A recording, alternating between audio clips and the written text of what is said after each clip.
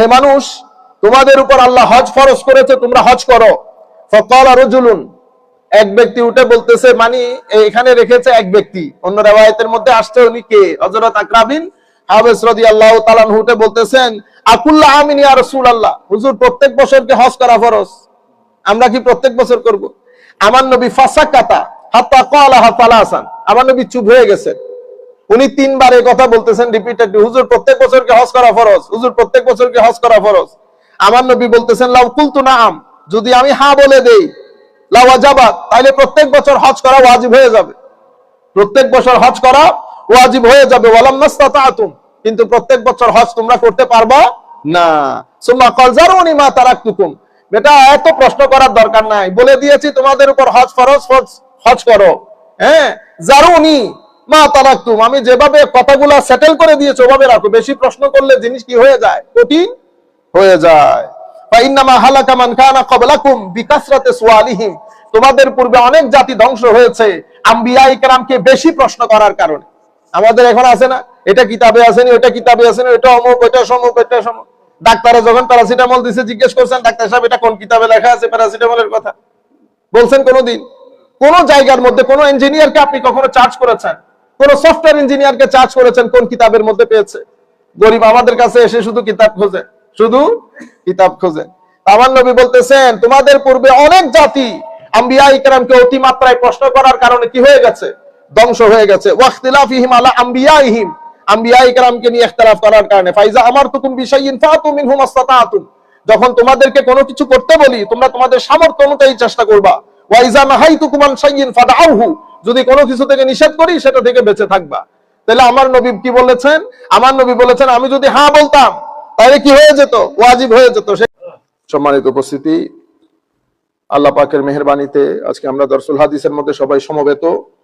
পুরা পৃথিবীর প্রত্যন্ত অঞ্চল থেকে আপনারা অসংখ্য ভাই হজে যাচ্ছেন, সেই হিসাবে আপনারা সবাই অনুরোধ করেছেন আমরা হজ বিষয়ক একটা সেশনের মতো যেন হয়ে যায়। কথাগুলো আপনারা সপ্তাহখানেক আগে বললে আমাদের জন্য সুবিধা। যাই হোক, আল্লাহ পাকের মেহেরবানি, আমরা খুব সংক্ষিপ্ত আকারে আপনাদেরকে বলবো, আপনারা বিষয়গুলো যদি এখানে আমরা যারা বসছি, যারা দূর দূরান্ত থেকে শুনছি, একটু খেয়াল করলে পুরো বিষয়টা আমাদের মুখস্থ হয়ে যাবে। আমরা যারা 80% নতুন হাজি যান, অনেক কনফিউজ থাকেন এবং উল্টাপাল্টা করে ফেলেন আগে পিছে। ইভেন গতবার যখন আমরা হজে গিয়েছিলাম, আমাদের ইংল্যান্ড থেকে অনেক ভাইরা হজে গেছেন, তারা আসলে ঠিক বুঝতেছে না কি করবে। অনেকে আছে পাথর নিক্ষেপ করে তাওয়াফের জন্য চলে এসছে, কুরবানি হয়েছে কি হয় নাই ওনারা হোটেলে এসে আরাম করতেছে, কিন্তু আপনাদেরকে তো মিনাই চলে যেতে হবে। যাই হোক, তো আমি সংক্ষিপ্ত আকারে কর্মসূচি বলার আগে দুই একটা হাদিস হজের ফজিলতের উপর বলবো, দুই একটা হাদিস মদিনা শরীফের ফজিলতের উপর বলবো। এর পরবর্তীতে আমরা হজের 5 দিনের কর্মসূচিকে সংক্ষিপ্ত আকারে আপনাদের সম্মুখে তুলে ধরবো ইনশাআল্লাহ। সবার জন্য একটা ট্রেনিং সেশন হয়ে গেল। হুজুরে করিম সাল্লাল্লাহু আলাইহি ওয়াসাল্লাম ইরশাদ করছেন, قال رسول الله صلى الله عليه وسلم من حج هذا البيت فلم يرفث ولم يفسق رجع كما ولدته امه متفق عليه, বুখারী মুসলিম শরীফের রিওয়ায়াত। হাদিসের অনুবাদে যাওয়ার আগে আমরা যারা হজে যাব, ইভেন আগামী বছরও যারা হজে যাব, সবচেয়ে গুরুত্বপূর্ণ হচ্ছে হজের জন্য আগে নিজেকে তৈরি করা। এটা আমি চলে গেলাম বাস তওয়াফ করে ফেললাম ঘটনা, সেরকম না। নিজেকে হজের জন্য তৈরি করা অসম্ভব গুরুত্বপূর্ণ। আপনি যে আল্লাহর মেহমান সেটা আমাকে বুঝতে হবে না, আমি সেটা ফিল করতে হবে, সেটা আমার চরিত্রের মধ্যে প্রকাশ পেতে হবে, আমার কথাবার্তায় প্রকাশ পেতে হবে আমি যে আল্লাহর মেহমান। এখন আমার ভিতরে জাল যেটা আগে ছিল সেটা এখনো আছে, আমার জবান আগে যেরকম ছিল এখনো সেরকম আছে। তাইলে আপনি আল্লাহ যে আপনাকে মেহমানদারি করছেন এটাকে আপনি গুরুত্বের সাথে নিতেও পারবেন না, দিতেও পারবেন না, আপনি নিজেও সম্মানিত হবেন না। সুতরাং প্রথম বিষয় হচ্ছে, যখন থেকে আমরা হজে যাওয়ার নিয়ত করব, আমরা আমার নবী সাল্লাল্লাহু আলাইহি ওয়াসাল্লাম বলছেন যে এই ব্যক্তি এই হজ করলো, এই গড়ের হজ করলো কাবাতুল্লাহ, ফালাম ইয়ারফুস ওয়ালাম ইয়াফসুক, গুনাহ থেকে, অশ্লীল বাক্য বিনিময় থেকে, অশ্লীল শব্দ, অশ্লীল কর্ম, এগুলা থেকে নিজেকে বাঁচিয়ে রেখেছে, সেই হজ্জের পরে তার মা তাকে জন্ম দিয়েছেন যেভাবে নিষ্পাপ, ঠিক সেভাবে নিষ্পাপ হয়ে হাজিরা হজ থেকে ফেরত আসেন। তাইলে এখানে আমার নবী সাল্লাল্লাহু আলাইহি ওয়াসাল্লাম দুটি কথা বলেছেন, একটা হচ্ছে অশ্লীল বাক্য আর একটা হচ্ছে অশ্লীল কর্ম। এই দুইটা থেকে আমরা সর্বতোকরণের চেষ্টা করব নিজেদেরকে দূরে রাখার জন্য, কারণ আমি আল্লাহর মেহমান, আমি আল্লাহর মেহমান। আল্লাহর মেহমান হওয়ার জন্য কিছু রিকোয়ারমেন্ট আছে, আল্লাহর মেহমান হওয়ার জন্য কিছু কোয়ালিটি দরকার হয়। সেই কোয়ালিটি গুলা নিজের যারাই বিভিন্ন পৃথিবীর বিভিন্ন প্রান্ত থেকে আমাদেরকে দেখছেন, আপনারা যারা হজের সফরে আছেন অথবা হজের সফরে কিছুদিনের মধ্যে বের হবেন, আমরা সকলের প্রতি বলবো আপনারা আপনাদের সফরটা আপনারা তওবার মাধ্যমে শুরু করেন। আগে আপনারা তওবা করেন এবং আল্লাহর দরবারে করজোরে আপনাদের কৃত সমস্ত গুনার জন্য মাফ চান। এরপরে আপনাদের আত্মীয় স্বজন কেউ যদি আপনাদের উপর অসন্তুষ্ট থেকে থাকে, যেই কোনো কারণে হোক, সরি বললে আপনি কখনো ছোট হবেন না। সবার কাছে ক্ষমা চেয়ে নেন, কোনো অসুবিধা নাই, কোনো অসুবিধা নাই। আপনি যদি দোষী না হয়ে থাকেন, আমার আল্লাহ আপনার মাকামকে বুলন্দ করবে, আমার আল্লাহ আপনার মাকামকে বুলন্দ করবে, অন্তত আপনি সওয়াল জবাব থেকে বেঁচে যাবেন।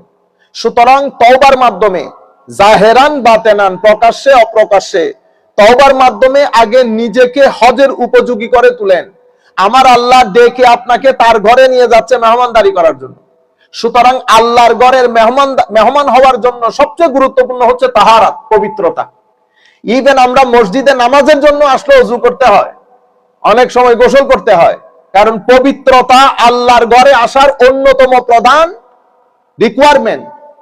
সেটা এবার আপনি যখন হজে যাচ্ছেন, তো জাহেরান বাতেনান কি পরিমাণ পবিত্রতা আপনার হওয়া উচিত আপনি চিন্তা করে দেখবেন। সুতরাং হাজী সাহেবানদের প্রতি বিশেষ অনুরোধ, আমরা কঠিন না করি কথাগুলো, তাহারাতের প্রতি গুরুত্ব দেবেন। তাহারাত শুধু অজু দিয়ে হয় না, অজু দিয়ে পানির তাহারাত যেটা আপনার সগীরা গুনাহ ঝরে যায়, আর আরেকটা আপনার কলব বাতিনের তাহারাত দরকার, যেখানে আমরা হিংসা, বিদ্বেষ, অশ্লীলতা, ঘৃণা সবকিছু পুষি, সেটারও তওবা দরকার। এভাবে জাহেরি বাতেনে তওবা করে আপনারা হজের জন্য নিজেদেরকে তৈরি করেন এবং আল্লাহর মেহমান হওয়ার জন্য উকুফে আরাফার দিন যেন আপনার চোখের পানি নিচে পড়ার আগে আল্লাহ আপনার গুনাহ মাফ করে দেন, ঘটনা যেন সেরকম হয়। সুতরাং আমরা এর পরবর্তীতে তওবা করার পরে যে কাজটা আপনারা করবেন সেটা হচ্ছে মুহাসাবা। মুহাসাবার আগে মুজাহাদা। তাইলে তিনটা জিনিস, তিনটা শব্দ মনে রাখলে হবে, তওবা, মুজাহাদা, মুহাসাবা। তওবা, মুজাহাদা, মুহাসাবা। তওবা তো বুঝলেন, কি করবেন? 2 রাকাত নামাজ পড়ে আল্লাহর দরবারে ক্ষমা চান, সমস্ত কৃতকর্মের জন্য আমার আল্লাহ ক্ষমা করে দেবেন। কারো যদি কোনো আপনার উপর ঋণ থেকে থাকে, অবশ্যই তাকে ঋণ ফেরত দেবেন অথবা তাকে বলে একটা সেটেলমেন্ট করে নেবেন। এর পরবর্তীতে মুজাহাদা। মুজাহাদা মানে তওবার উপর ইস্তেকামতের সাথে থাকার জন্য আপনাকে একটু চেষ্টা করতে হবে, একটু স্ট্রাগল করতে হবে। এবং মুহাসাবা। মুহাসাবা মানে হিসাব করবেন পুরা দিন আপনার চোখ, কান, মুখ এমন কোনো কাজে লাগিয়েছেন কিনা। আমি নিজের চোখে দেখেছি গতবার হজের মধ্যে আমাদের ভাইয়েরা 2-3 জন একসাথে হলে আর কোনো কথা নাই, ভুলেই যান ওনারা যে হজের সফরে আছে। বহুত আফসোস, সদ আফসোস। এই কাজগুলা করা থেকে নিজেদেরকে বিরত রাখবেন, একাকিত্বে থাকবেন, সবার সাথে বেশি কথা বলার দরকার নাই। যখন আপনারা হজের সফরে পৌঁছে যাবেন, এমন ভাব করবেন কেউ কাউকে না চেনে না। সুতরাং আপনি আপনার মতো করে চেষ্টা করবেন আপনার মাধ্যমে কেউ যেন কোনো কষ্ট না পায়। ওখানে অনেকভাবে হয়তো আপনাকে কষ্ট সইতে হবে, কারণ আপনি আল্লাহর মেহমান, আপনি আল্লাহর মেহমান, এটা মাথায় রাখবেন।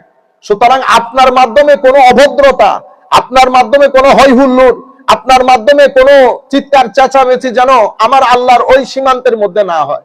এগুলো আপনারা অসম্ভব। আমরা গুনাহগার মানুষ, আমাদের থেকে গুনাহ সারজাত হবে, কিন্তু বেয়াদবি যেন না হয়, বেয়াদবি যেন না হয়, এগুলো মাথায় রাখবেন। তো মুহাসাবা করবেন, হিসাব করবেন আজকে কোনো গীবত করেছি কিনা, আমার চোখ অন্য কোনো জায়গায় ইউজ হয়েছে কিনা। তাহলে আপনারা সময়গুলা কিভাবে কাটাবেন, পুরা সময় আপনারা ডেফিনেটলি এখন হজের ওই মাসলা মাসাইল গুলা চেঞ্জ হয়ে গেছে, যেগুলো আমরা কিতাবে পড়েছি। যেহেতু আমরা গ্রুপ নিয়ে যাই, তো গ্রুপ নিয়ে যেহেতু যাবেন, আপনাদের মুআল্লিম যিনি উনি নিশ্চয়ই আপনাদেরকে বলবেন কি করবেন কি করবেন না। আপনারা যেটা করবেন পুরা সময়টা হারাম শরীফে দেওয়ার চেষ্টা করবেন, সাথে একটা কোরআন শরীফ রাখবেন অথবা কোরআন শরীফ ওখানে পাওয়া যায়। আর আপনাদেরকে যেই বেশ কিছু বিষয় আপনাদের গলায় ঝুলিয়ে রাখতে হয়, হাতের মধ্যে লাগিয়ে রাখতে হয়, এগুলো কোনো অবস্থাতেই খুলবেন না। আল্লাহর ওয়াস্তে ওই জায়গার মধ্যে পণ্ডিতি করবেন না। যেভাবে সরকার আইন কানুন করেছে আপনাদের সেফটি সিকিউরিটির জন্য, আপনারা পরিপূর্ণরূপে সেগুলো মেনে চলবেন এবং পুরা দিনটা চেষ্টা করবেন হেরেমে পাকের মধ্যে দেওয়ার জন্য। কোনোভাবে যেন তাহাজ্জুদ মিস না হয়, তাহাজ্জুদের আগে একটু ঘুমিয়ে নেন পারলে, আর নাইলে তাহাজ্জুদ পড়ে ফজর পড়ে একেবারে ঘুমান, তাহলে আপনাদের শরীরের মধ্যে শক্তিও থাকবে।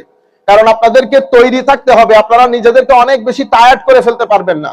আপনাদের কাজ 8 তারিখ থেকে শুরু হয়ে যাবে।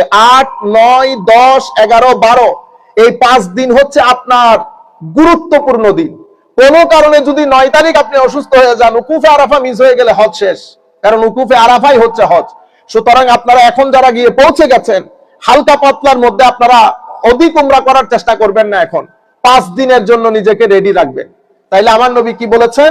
আমার নবী বলেছেন যারা হজ করেছে এবং নিজের জবানকে অশ্লীল বাক্য অশ্লীল কর্ম থেকে নিজেকে বিরত রেখেছে, সেই ব্যক্তির গুনাহ আল্লাহ সেভাবে ক্ষমা করে দেবেন যেভাবে আমরা মায়ের পেট থেকে আসার সময় নিষ্পাপ থাকি। এর পরবর্তীতে আমার নবী বলেছেন, আন আবি হুরায়রা রাদিয়াল্লাহু তাআলা আনহু قال قال رسول الله صلى الله عليه وسلم العمرة إلى العمرة كفارة لما بينهما والحج المبرور ليس له جزاء إلا الجنة أو كما قال النبي صلى الله عليه وسلم। এটা বুখারী মুসলিম শরীফের riwayat। আমার নবী ইরশাদ করেছেন, উমরা থেকে উমরা, আপনি এই উমরা করে এসেছেন, আগামী উমরা করার পরে মাঝখানে যে গুনাহগুলো হয়েছে 2 উমরার কারণে এগুলা কি হয়ে যায়? ক্ষমা হয়ে যায়। এরপর আমার নবী বলেছেন হজ্জে মাবরুর, এমন হজ যেটা আল্লাহ কবুল করেছেন। এই হজের জন্য আল্লাহর পক্ষ থেকে প্রতিদান হচ্ছে জান্নাত। আল্লাহর পক্ষ থেকে প্রতিদান জান্নাত। এর পরবর্তীতে আমরা শুধু عن أبي هريرة رضي الله عنه قال قال رسول الله صلى الله عليه وسلم الحجاج والعمار وفد الله إن دعوه أجابهم وإن استغفروه غفر لهم وفي رواية الغازي في سبيل الله والحاج والمعتمر رواه ابن ماجه والطبراني والبيهقي। ইমাম ইবনে মাজাহ, ইমাম তাবরানী, ইমাম বাইহাকি স্ব কিতাবের মধ্যে হাদিস উল্লেখ করেছেন। হাদিস হচ্ছে আমার নবী ইরশাদ করেছেন, হাজী সাহেবান এবং যারা উমরা করতে যান তারা ওয়াফদুল্লাহ, আল্লাহর মেহমান। আল্লাহর, দেখেন আমি মুখে বলে ফেলতেছি, হয়তো ফিল হচ্ছে না। আপনি এটা যদি একটু চোখ বন্ধ করে বলেন যে চিন্তা করেন আমি আমার আল্লাহর মেহমান, আমি আল্লাহর মেহমান। তো আমরা ঘরে মেহমান আসলে কি করি? সর্বোচ্চ চেষ্টা করি মেহমানকে খুশি করার জন্য। আমার আল্লাহর নাজ, নিয়ামত, বরকত, রহমত সমস্ত দরজা হাজী সাহেবানদের জন্য উন্মুক্ত করে দেন, জানে কেউ নাখোশ হয়ে না যায়। সেই কারণে আপনাদের প্রতি অনুরোধ, পুরা হজ্জের মধ্যে কোনো কারণে কারো উপর রাগারাগি করবেন না, সব বরদাস্ত করে নেবেন। মনে করবেন যে আল্লাহর মেহমান হওয়ার জন্য এটা আপনার জন্য সাময়িক পরীক্ষা, আপনার জন্য সাময়িক পরীক্ষা। হাজী এবং যারা উমরা করতে যান ওয়াফদুল্লাহ, আল্লাহর মেহমান। ইন দাআউহু আজাবাহুম, সুবহানাল্লাহ। তারা যদি আল্লাহর দরবারে কোনো কিছু চায়, আল্লাহ অবশ্যই তার প্রতি উত্তর দান করেন, মানে কবুল করেন। এবং তারা যদি গুনাহ ক্ষমা চায়, আল্লাহ তাদের গুনাহ ক্ষমা করে দেন, হাজী সাহেবানদের জন্য। এরপরে আমার নবী সাল্লাল্লাহু আলাইহি ওয়াসাল্লাম ইরশাদ করছেন, আন আবি হুরায়রা ক্বালা খাতাবানা রাসূলুল্লাহ সাল্লাল্লাহু আলাইহি ওয়াসাল্লাম ফাকালা আইয়ুহান নাস ক্বাদ ফুরিদা আলাইকুমুল হজ ফাহুজ্জু। রাসূল করিম সাল্লাল্লাহু আলাইহি ওয়াসাল্লাম খুতবা দিয়েছেন। আবু হুরায়রা রাদিয়াল্লাহু তাআলা বলছেন, আমাদেরকে খুতবা দিয়েছেন, বলেছেন, হে মানুষ, তোমাদের উপর আল্লাহ হজ ফরজ করেছে, তোমরা হজ করো। ফাকালা রাজুলুন, এক ব্যক্তি উঠে বলতেছে, মানে এখানে রেখেছে এক ব্যক্তি, অন্য riwayat-এর মধ্যে আসছে উনি কে? হযরত আকরা বিন হাবিস রাদিয়াল্লাহু তাআলা উঠে বলতেছেন, আকুল্লা আমিন ইয়া রাসূলুল্লাহ, হুজুর প্রত্যেক বছর কি হজ করা ফরজ? আমরা কি প্রত্যেক বছর করব? আমার নবী ফাসাকাতা হাত্তা ক্বালাহা সালাসান, আমার নবী চুপ হয়ে গেছেন। উনি 3 বার এই কথা বলতেছেন রিপিটেডলি, হুজুর প্রত্যেক বছর কি হজ করা ফরজ? হুজুর প্রত্যেক বছর কি হজ করা ফরজ? আমার নবী বলতেছেন, লাউ কুলতু নাআম, যদি আমি হ্যাঁ বলে দেই, লা ওয়াজাবাত, তাহলে প্রত্যেক বছর হজ করা ওয়াজিব হয়ে যাবে, প্রত্যেক বছর হজ করা ওয়াজিব হয়ে যাবে। ওয়ালাম নাস্তাতাতুম, কিন্তু প্রত্যেক বছর হজ তোমরা করতে পারবা না। সুম্মা ক্বাল জারুনি মা তারাকতুকুম, বেটা এত প্রশ্ন করার দরকার নাই, বলে দিয়েছি তোমাদের উপর হজ ফরজ, হজ করো। হ্যাঁ, জারুনি মা তারাকতুম, আমি যেভাবে কথাগুলো সেটেল করে দিয়েছি ওভাবে রাখো। বেশি প্রশ্ন করলে জিনিস কি হয়ে যায়? কঠিন হয়ে যায়। ফাইন্নামা হালাকা মান কানা ক্বাবলাকুম বিকাসরাতি সুআলিহিম, তোমাদের পূর্বে অনেক জাতি ধ্বংস হয়েছে আম্বিয়ায়ে কেরামকে বেশি প্রশ্ন করার কারণে। আমাদের এখন আছে না, এটা কিতাবে আছে না, ওটা কিতাবে আছে না, এটা অমুক, ওটা সমুক, এটা সমুক। ডাক্তারে যখন প্যারাসিটামল দিছে জিজ্ঞেস করছেন, ডাক্তার সাহেব এটা কোন কিতাবে লেখা আছে প্যারাসিটামলের কথা? বলছেন কোনদিন? কোন জায়গার মধ্যে কোন ইঞ্জিনিয়ারকে আপনি কখনো চার্জ করেছেন? কোন সফটওয়্যার ইঞ্জিনিয়ারকে চার্জ করেছেন কোন কিতাবের মধ্যে পেয়েছে? গরিব আমাদের কাছে এসে শুধু কিতাব খোঁজে, শুধু কিতাব খোঁজে। আমার নবী বলতেছেন, তোমাদের পূর্বে অনেক জাতি আম্বিয়ায়ে কেরামকে অতিমাত্রায় প্রশ্ন করার কারণে কি হয়ে গেছে? ধ্বংস হয়ে গেছে। ওয়াখতিলাফিহিম আলা আমবিয়াইহিম, আম্বিয়ায়ে কেরামকে নিয়ে ইখতিলাফ করার কারণে। ফাইজা আমারতুকুম বিশাইইন ফাতু মিনহু মাসতাতুম, যখন তোমাদেরকে কোনো কিছু করতে বলি তোমরা তোমাদের সামর্থ্য অনুযায়ী চেষ্টা করবা। ওয়াইজা নাহাইতুকুম আন শাইইন ফাদআউহু, যদি কোনো কিছু থেকে নিষেধ করি সেটা থেকে বেঁচে থাকবা। তাহলে আমার নবী কি বলেছেন?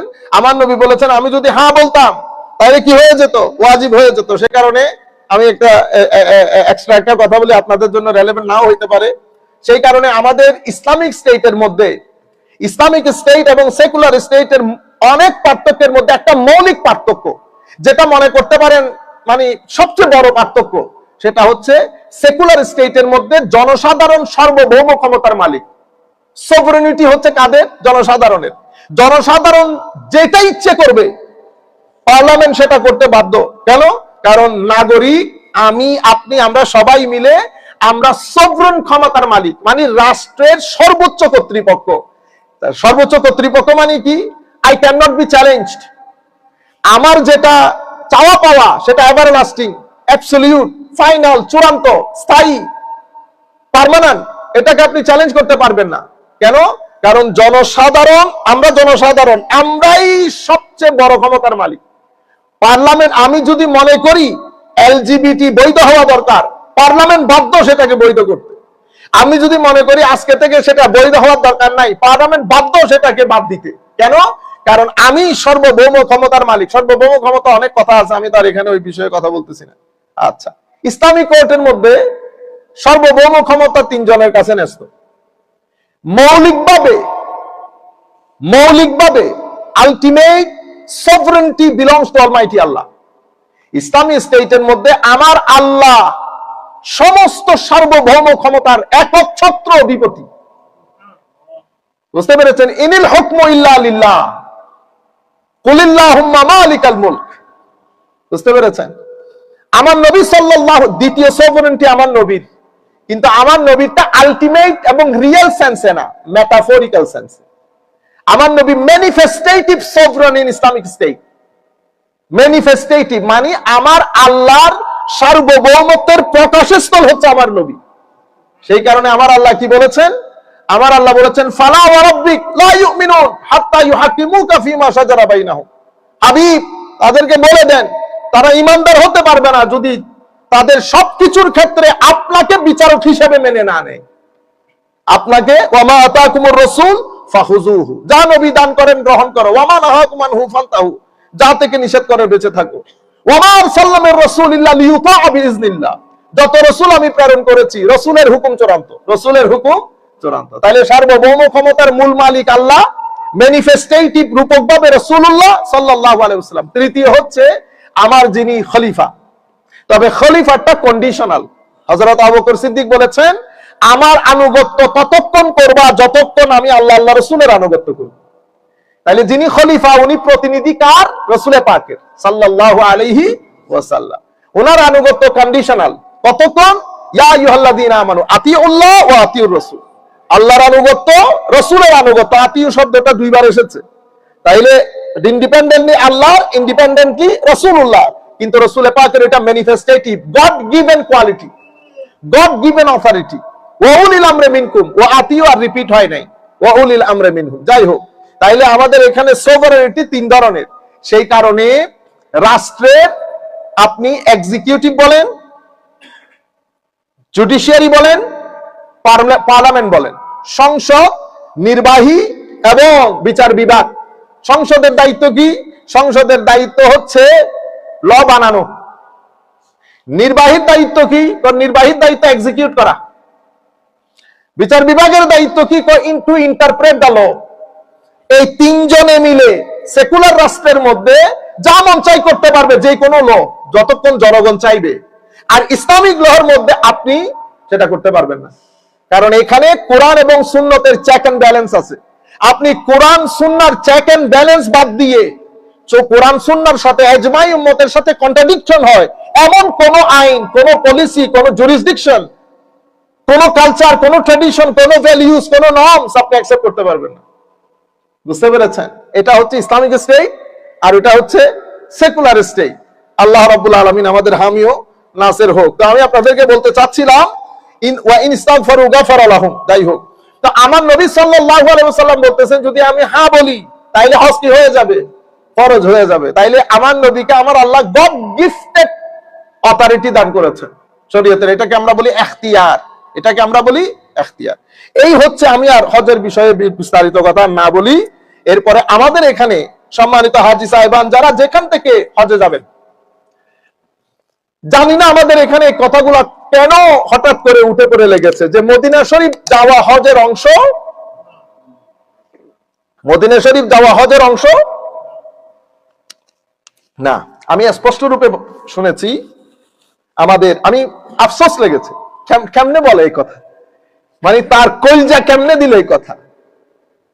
আমাকে একজনে বলতেছে, আমি ইংল্যান্ডে ছিলাম, আফ্রিকান একটা ছেলে, বলতেছে উস্তাদ ইজ পার্ট অফ হজ।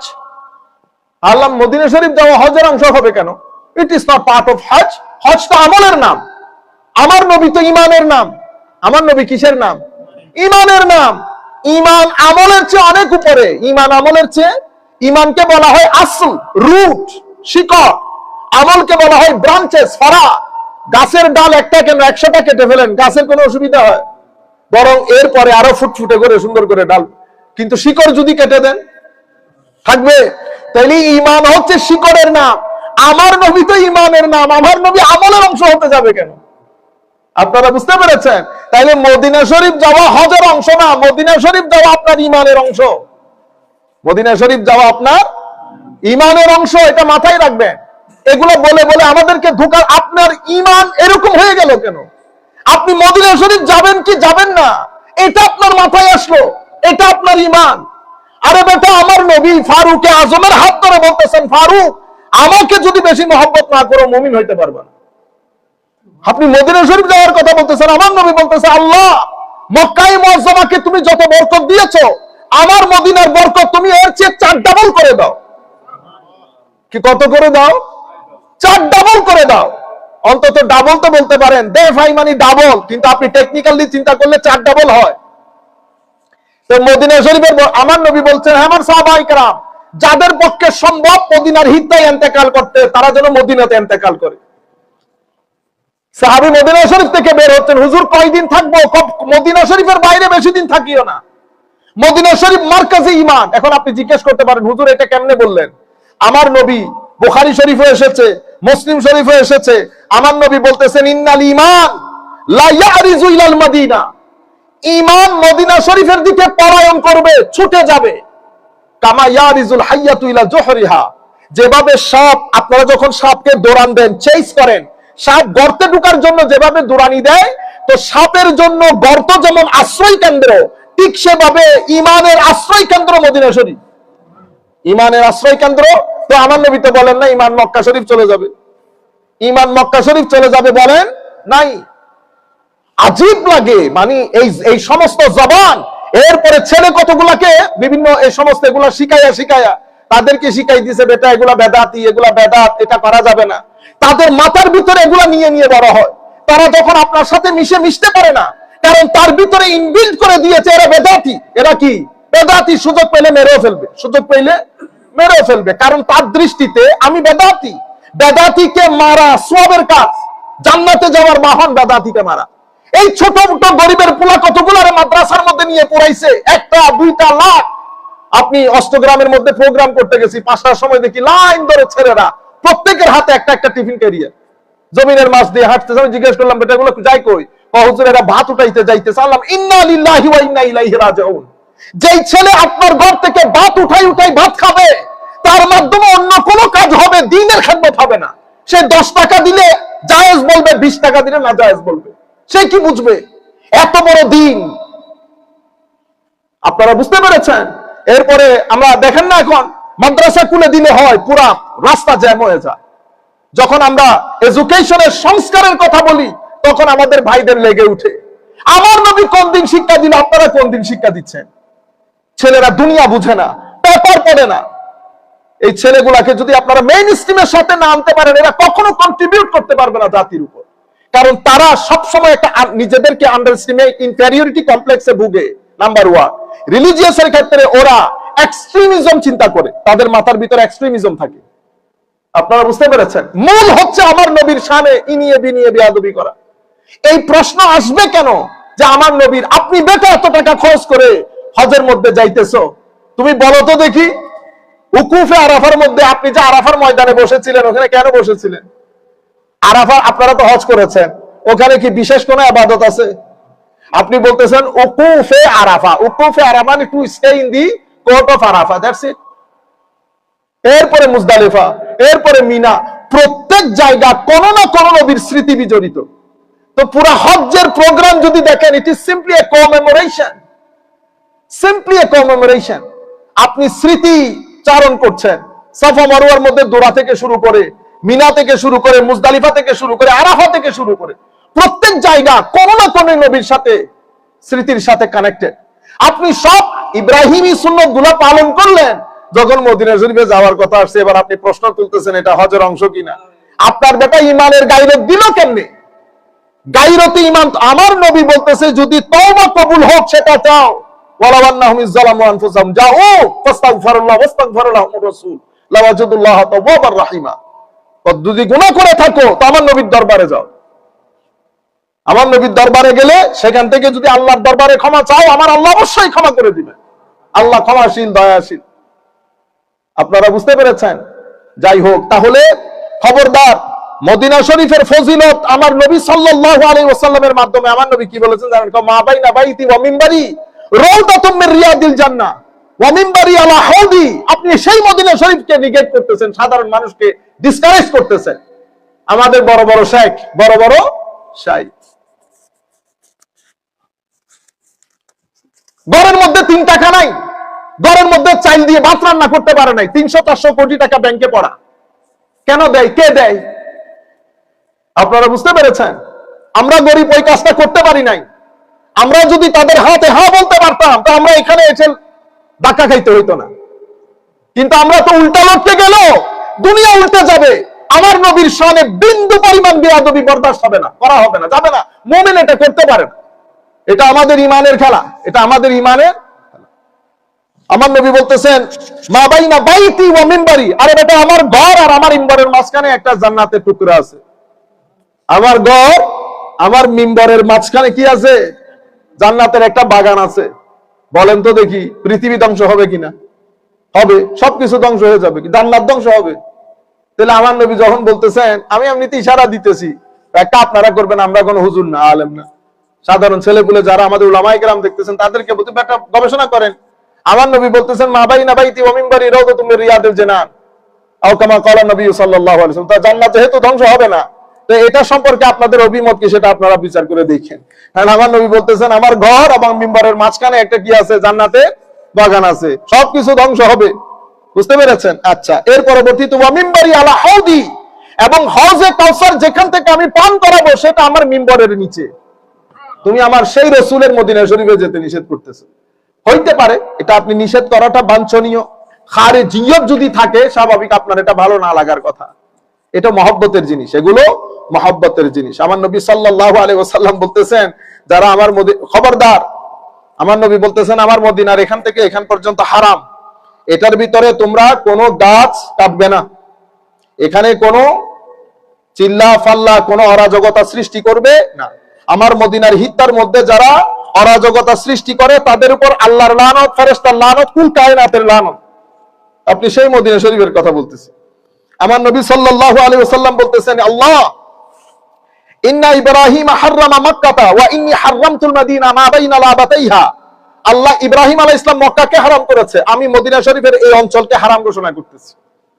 লা ইউক্তাউ ইদাদুহা ওয়া লা ইসাদু সাইদুহা, কোনো কাটা যাবে না, কোনো শিকার করা যাবে না। আমার নবী সাল্লাল্লাহু আলাইহি ওয়াসাল্লাম বলতেছেন হায় হায় قال رسول الله صلى الله عليه وسلم عن قابل مدينة على عن قابل مدينة ملائكة لا يدخلها الطاعون ولا الدجال। কিয়ামতের ময়দান, কিয়ামতের আগের অবস্থার মধ্যে মদিনা শরীফের দরজায় দরজায় কে দাঁড়িয়ে থাকবে? ফেরেশতারা। তাউন, মহামারী এবং দাজ্জাল মদিনার হিত্তার ভিতরে ঢুকতে পারবে না। আমার নবী সাল্লাল্লাহু আলাইহি ওয়াসাল্লাম বলছেন আল্লাহুম্মা জাআল বিল মাদিনা দিফাই মা জাআলতা বিমাক্কাতা মিনাল বারাকা। আল্লাহ মক্কায় মুআজ্জামাকে যত বরকত দান করেছেন আমার মদিনার বরকত আরো ডাবল করে দেন। আমার নবী সাল্লাল্লাহু আলাইহি ওয়াসাল্লাম মদিনা পাকের মহব্বতকে সাহাবায়ে কেরামের মধ্যে অনেক বেশি জাগরণ করেছেন এবং বলেছেন যদি তোমরা সুযোগ থাকে মদিনা শরীফের মধ্যে মারা যায়। সুতরাং আপনারা মাথায় রাখবেন, মদিনা শরীফে যাওয়া হজের অংশ না, হজের অংশ না। মদিনা শরীফে যাওয়া ইমানের অংশ, হজের অংশ না। হজ তো আমলের নাম, আমার নবী তো ইমানের নাম, আমার নবী ইমানের নাম। আচ্ছা, তাইলে হজ এবং ওমরা আমরা একটু একটু করে বললাম। এরপরে আপনাদের সম্মুখে হজের যে প্রারম্ভিক প্রস্তুতি, এটা আপনারা গ্রহণ করেন, অতিমাত্রায় তওবা করেন, কোরআনে পাক পড়বেন, দরুদ শরীফ পড়বেন, বেশি বেশি করে জিকির করবেন এবং আল্লাহর মহানত্ব বয়ান করবেন। লাব্বাইক আল্লাহুম্মা লাব্বাইক লা শারীকা লাকা লাব্বাইক। মুখের মধ্যে কথাবার্তা গালি এগুলো আনিয়েন না। আর ঘরের মধ্যে যেটা বেশি অসুবিধা হয়, প্রত্যেকদিন ঘরে কথা বলার কোনো দরকার নাই, আপনার হজ ডিস্টার্ব হবে। শুধুমাত্র কেমন আছেন, ভালো আছি 2-3 বার অথবা মেসেজ দিয়ে দেবেন, দ্যাটস ইট। আল্লাহর ওয়াস্তায় হাজী সাহেবানদের প্রতি আমার বিনয়ের সাথে অনুরোধ, দুইটা অনুরোধ করব। একটা হচ্ছে আপনারা মোবাইল বন্ধ করবেন, মোবাইল ইউজ করবেন না আল্লাহর ওয়াস্তে। মোবাইলের মধ্যে শুধুমাত্র পরিবারকে একটা মেসেজ দিয়ে দেবেন, আমি ভালো আছি।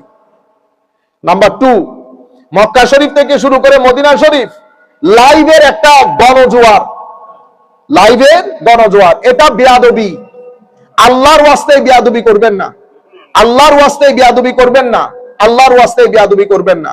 আবারও বলতেছি, এটা বেয়াদবি, এগুলা করিয়েন না আল্লাহর ওয়াস্তে। কারণ আপনি নিজেরটাও ধ্বংস করছেন, আপনি এতগুলো মানুষের হজ নষ্ট করে দিচ্ছেন।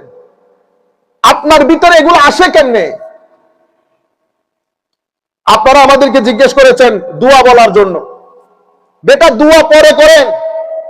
আপনি যখন হজে তাওয়াফ করবেন তখন আমার আল্লাহর দরবারে কনসেন্ট্রেট করে খুশু এবং খুদুর সাথে আল্লাহর শুকরিয়া আদায় করেন যে মাওলা আপনাকে ওই জায়গায় হাঁটার তৌফিক দান করেছেন যেই জায়গার মধ্যে আম্বিয়ায়ে কেরামের কদম লেগেছে, আমার নবী ইমামুল মুরসালিনের কদম লেগেছে, সাহাবায়ে কেরাম, তাবেঈন, আউলিয়া, সালেহীন, মুজাদ্দিদ এবং যারা সময়ের মুজতাহিদগণ, আল্লাহর আউলিয়াগণ, তাদের কদম লেগেছে।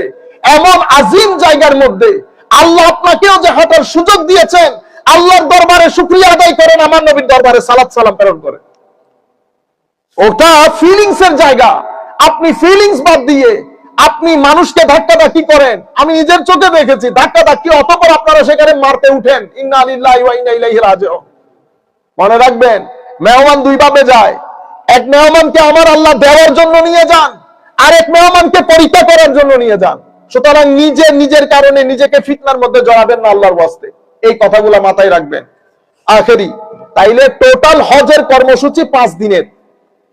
আপনারা জটিল করবেন না জিনিসগুলাকে। আপনি যখন বইগুলা পড়বেন, বইয়ের মধ্যে 1 প্রকার 2 প্রকার দুয়ার যে লিস্ট আছে, আপনি এমনিতে পাগল হয়ে যাবেন।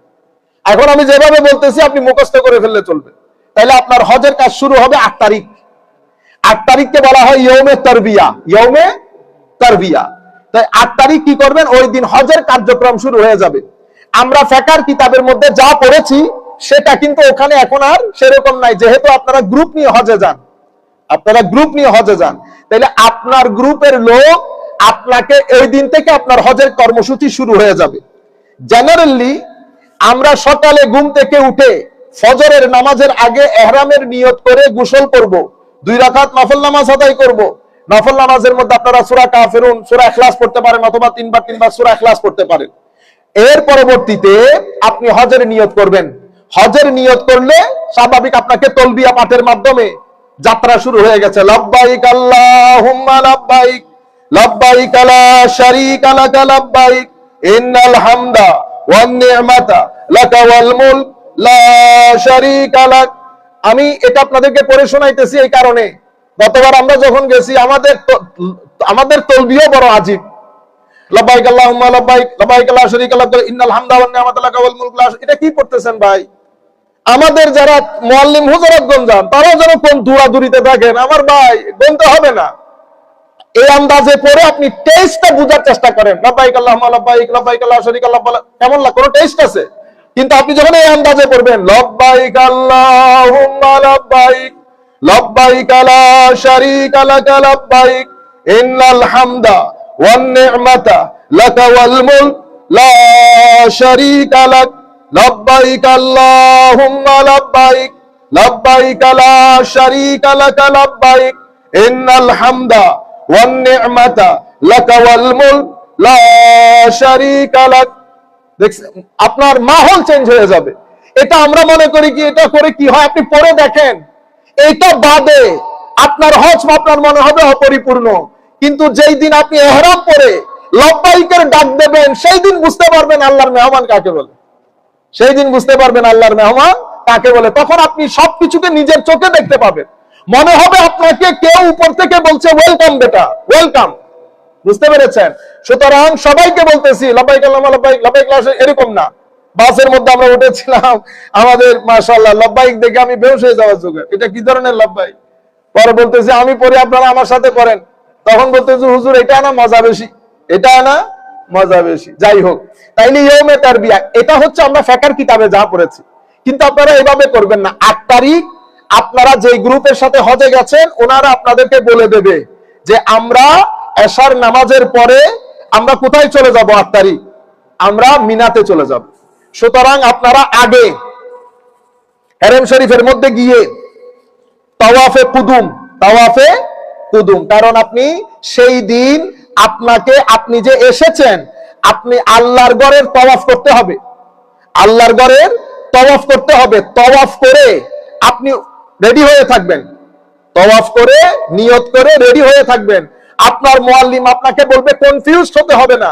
আমি দেখেছি আপনারা ভয় পেয়ে যান, হুজুর কি করব, কি মানে আর কিতাব কতগুলোর মধ্যে হয়ে 1-150 পৃষ্ঠা দোয়া লিখতে মানুষ এমনিতে পাগল হয়ে যাবে, এত দোয়া।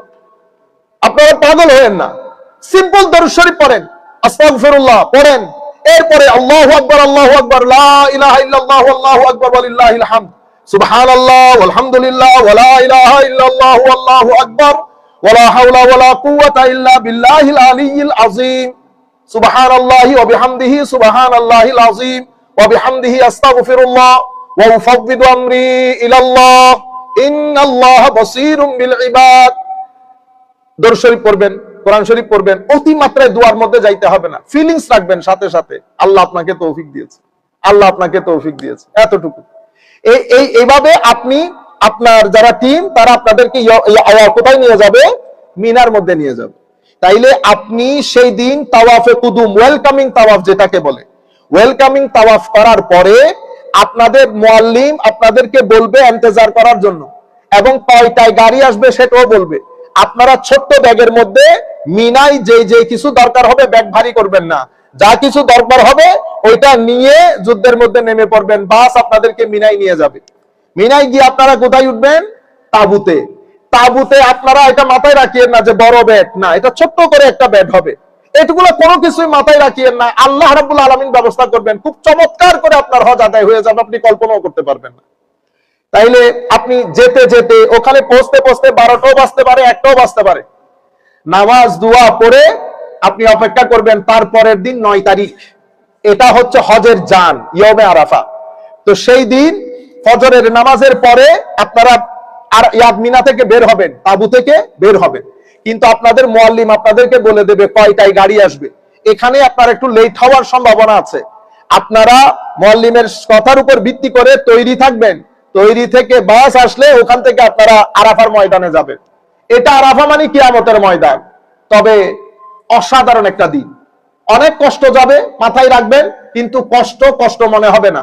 যখন আরাফার ময়দানে হাত তুলবেন দেখবেন চতুর্দিক থেকে শুধু কান্নার আওয়াজ আসবে, এবং সেই দিন আপনি বুঝবেন আমার আল্লাহ বান্দার গুনাহ মাফ করে কেমন। আরাফার আকাশে বাতাসে আমার আল্লাহর মাগফিরাত রহমতের দরজা যে খুলে দিয়েছেন আল্লাহ, আরাফাতের ময়দানের মধ্যে আপনি ফিল করবেন। আমরা আল্লাহর দরবারে দোয়া করেছি আল্লাহ যেন মৃত্যুর আগে বারবার আরাফাতের ওই মোনাজাত আমাদেরকে নসিব করেন। সেই দিন স্বাভাবিক আপনারা সবাই একসাথে থাকবেন তাঁবুর মধ্যে, এক মোনাজাত একসাথে করবেন, আরেক মোনাজাত দূরে গিয়ে একাকী করবেন। একাকীর মধ্যে যা মন চাই সেদিন আল্লাহর দরবারে, আল্লাহ সেদিন দরজা উন্মোচন করে দিবে। আল্লাহর সাথে কথা বলেন, যা মন চাই আল্লাহর দরবারে ফরিয়াদ করেন। আল্লাহ বলেছেন যা বলবেন আল্লাহ কবুল করবে, এবং সেদিন আপনি বুঝতে পারবেন আমার আল্লাহর বরকতের দরজা, রহমতের দরজা, মাগফিরাতের দরজা বান্দার জন্য খুলে দিয়েছে, না গেলে বুঝতে পারবেন না। তাইলে এটা হচ্ছে আপনাদের দ্বিতীয় দিন। তাহলে 8 তারিখ থেকে কাজ শুরু, তাওয়াফ করবেন, ইহরাম পরবেন, নিয়ত করবেন, গাড়ির জন্য অপেক্ষা করবেন, ওনারা গাড়িতে করে আপনাদেরকে তাঁবুতে নিয়ে যাবে, নামাজ দোয়া পড়বেন, খাবেন, জিকির আজকার, একটু ঘুমাবেন, কারণ 9 তারিখের জন্য ভরপুর প্রস্তুতি লাগবে। ঘুমাবেন একটু করে 2-2.5 ঘন্টা, এরপরে উঠে গাড়ির জন্য অপেক্ষা করবেন, আরাফার দিকে আপনাদেরকে নিয়ে যাবে। 9 তারিখের কাজ শুরু হবে আপনাদের। 9 তারিখকে বলা হয় ইয়ৌমে আরাফা। ইয়ৌমে আরাফা, আমার নবী বলেছেন ওই উকুফে আরাফাই হচ্ছে হজ। উকুফে আরাফাই হচ্ছে হজ। তাহলে ইয়ৌমে আরাফার দিন হাজী সাহেবান সবাই একসাথে হয়ে ওই তাঁবুতে যাবেন। সেখানে গিয়ে দ্বিপ্রহরের পরে আমরা জোহর এবং আসর একসাথে পড়ব। এটাকে বলে জামা বাইনাস সালাতাইন।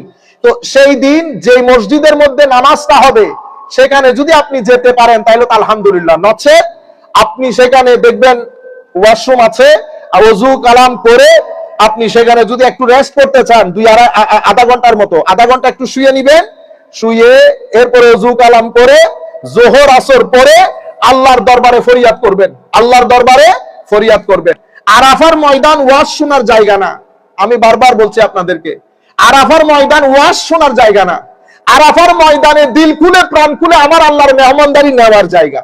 সুতরাং সবাই মিলে একটা মোনাজাত আর একটা মোনাজাত দূরে গিয়ে একাকিত্বে করবেন। উকুফে আরাফার একটা মিনিটও যেন ওয়েস্ট না হয় আপনাদের, এটা খুবই গুরুত্বপূর্ণ। এরপরে এখান থেকে আপনারা আস্তে আস্তে কোথায় চলে যাবেন? মুজদালিফার মধ্যে চলে যাবেন। জোহর আসর পরে আপনারা যখন সূর্য অস্ত যাবে, সূর্যাস্তের পরে আপনি মুজদালিফার দিকে বের হয়ে যাবেন। তো মুজদালিফার দিকে বের হয়ে গেলে তাহলে 8 তারিখও শেষ, 9 তারিখও শেষ। ওই জায়গার মধ্যে অতিরিক্ত দোয়া দরুদ গুলা পড়বেন। সুবহানাল্লাহ ওয়ালহামদুলিল্লাহ ওয়ালা ইলাহা ইল্লাল্লাহু আল্লাহু আকবার ওয়ালা হাওলা ওয়ালা কুওয়াতা ইল্লা বিল্লাহিল আলিয়্যিল আযীম। দরুদ শরীফ পড়বেন, কথাবার্তা বলবেন না। আপনি আল্লাহর সুবতের মধ্যে মনে করবেন আছেন, আল্লাহর মেহমানদারি গ্রহণ করতেছেন। এরপরে মুজদালিফার দিকে রওনা হবেন। মুজদালিফা অভিমুখে রওনা যখন দেবেন, তালবিয়া, ইস্তেগফার, দরুদ সবকিছু করবেন। তাইলে আপনার 8 তারিখ শেষ, 9 তারিখ শেষ, 9 তারিখ শেষ। আপনি যখন মুজদালিফায় পৌঁছেছেন 10টা 11টা বেজে যাইতে পারে, 10টা 11টা 12টাও বাজতে পারে। তো আপনি মুজদালিফায় পৌঁছার পরে ওনারা আপনাদেরকে বলবেন সেই কথাগুলো। মুজদালিফার যে কোনো একটা জায়গা, ময়দান আপনাদের যেখানে অ্যাভেলেবল হয় ওখানে আপনারা পাটি চাটাই বিছিয়ে সেখান থেকে আগে পাথর গ্রহণ, ওখানে পাথর পড়া আছে, আপনি পাথর নিয়ে নেবেন ওই যে শয়তানকে মারার জন্য। তাইলে ওখানে আমরা মাগরিব এবং এশা একসাথে পড়বো ইমামের পেছনে। মাগরিব এশা একসাথে পড়ে আমরা কিছু খাওয়া দাওয়া করে এরপরে একটু আরাম করব, বিশ্রাম। কারণ আপনি অনেক টায়ার্ড হয়ে যাবেন, একটু বিশ্রাম করে নেবেন। বিশ্রাম করে ফজরের 1 ঘন্টা আগে উঠে যাবেন, তাহাজ্জুদ পড়বেন, ফজর পড়বেন। ফজর পড়ার পরে এরপরে 10ম দিবস হয়ে গেছে। 8 গেল, 9 গেল, 10ম দিবস। 10ম দিবসকে বলে ইয়ৌমুন নাহার। ইয়ৌমুন নাহার কুরবানির দিন। তাইলে 10ম দিবসে আপনারা উঠে প্রথমে মুজদালিফা থেকে পাথর সংগ্রহ করে ফজরের নামাজের পর মিনার দিকে রওনা হব। মিনার দিকে রওনা হয়ে আমরা ওই যে পাথর নিক্ষেপ করব শয়তানকে। পাথর নিক্ষেপ করার পরে পাথর নিক্ষেপ করব, পাথর নিক্ষেপ করে কুরবানি করব, কুরবানি করে মাথা মুন্ডাবো, মাথা মুন্ডানোর পরে ইহরাম খুলবো। আবার বলি, আপনারা মুখস্থ করে নেবেন। মুজদালিফা থেকে শয়তানকে পাথর নিক্ষেপ করতে যাব। পাথর মারার পরে আমরা কুরবানি করব। এখন কুরবানি ওখান থেকে কেমনে করবেন? আপনি খবর নিবেন, মুআল্লিম আপনাকে বলবে আগ থেকে সেট করে রাখা হয় এগুলা, কনফিউজ হওয়ার কোনো দরকার নাই।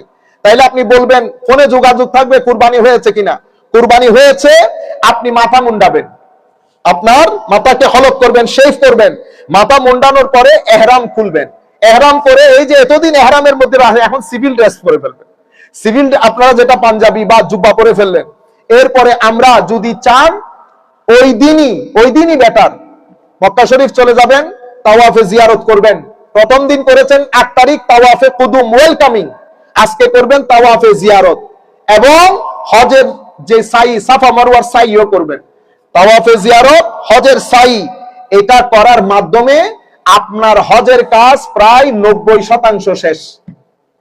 বাকি আপনারা 12 তারিখ পর্যন্ত মিনায় অবস্থান করবেন। দ্বিতীয় দিন, তৃতীয় দিন শয়তানকে পাথর নিক্ষেপ করে অতঃপর আপনারা মক্কা শরীফ চলে আসবেন। মক্কা শরীফ চলে এসে আরেকটা জিয়ারত, তাওয়াফ করে আপনার হজের কাজ পরিপূর্ণরূপে সমাপ্তি হয়ে যাবে। তাইলে 8 তারিখ ইয়ৌমে তারবিয়া, 9 তারিখ ইয়ৌমে আরাফা, 10 তারিখ ইয়ৌমুন নাহার, 10 তারিখ ইয়ৌমুন নাহার, আর বাকিগুলো পাথর নিক্ষেপ। একেবারে সংক্ষিপ্ত কাজ, কনফিউজড হবেন না। কোন দোয়া দরুদ কোন জায়গার মধ্যে পড়া ফরজ, ওয়াজিব না। আপনারা আমাকে জিজ্ঞেস করেছেন আমরা কি পড়ি সেটা বললে আপনারা উল্টাই যাবেন। আমরা আমার নবীর দরবারে সালাম দেই, আল্লাহ শুকরিয়া আদায় করছি, আল্লাহ যা আমার ওই তৌফিক দিয়েছেন, নতুবা আমাদের মতো লোক যদি ওখানে যদি কোয়ালিটি দেখা হইতো তাহলে তো কিয়ামত পর্যন্ত সুযোগ হইতো না। এটা তো আমার আল্লাহ দয়া করেছেন, আমাদেরকে সুযোগ করে দিয়েছেন, সেই জন্য আল্লাহর দরবারে শুকরিয়া আদায় করছি আর আমার নবীর দরবারে সালাতু সালাম দিচ্ছি। এর পরবর্তীতে আপনারা যদি চান আপনাদের মৃত মা বাবা কারো জন্য উমরা করতে, সেটাও করবেন, অতিমাত্রাই না। এরপরে মদিনা শরীফ যাওয়ার জন্য তৈরি হবেন, হজের মহব্বত এবং ইমান জাগানিয়া জিয়ারতের ওই সময় যখন হবে নিজেকে প্রস্তুত করবেন ওই জায়গায় যাওয়ার জন্য। এরপরে মদিনা শরীফ যাবেন। মদিনা শরীফ যদি যারা ইংল্যান্ড, আমেরিকা, ইউরোপ থেকে যাচ্ছেন, হাতে যদি সময় না থাকে 1 ঘন্টা হলেও আমার নবীর দরবারে হাজিরি দিয়ে আসবেন, 1 ঘন্টা হলেও আমার নবীর দরবারে হাজিরি দিয়ে আসবেন, নতুবা আল্লাহ পাক জানে কি হয়, আল্লাহ পাক জানে কি হয়। আবারও বলছি, মদিনা শরীফ হজের অংশ না, মদিনা শরীফ ইমানের অংশ। সত্যিকার অর্থে ইমান থাকলে মদিনা শরীফ ফেলে আসতে পারবে না। আল্লাহ রাব্বুল আলামিন আমাদের হামি ও নাসির হোক, মাওলাই করিম আমাদেরকে কবুল করুক। এরপরে যদি আপনাদের কোনো জটিলতা থাকে, যেভাবে আপনারা জানান সেভাবে জানাবেন, আমরা দর্শগুলোর মধ্যে আপনাদের জন্য ইনশাআল্লাহ ব্যবস্থা করব। ওয়া মা আলাইনা ইল্লাল বালাগ মুবিন। আসসালামু আলাইকুম ওয়া রাহমাতুল্লাহি তাআলা ওয়া বারাকাতুহু।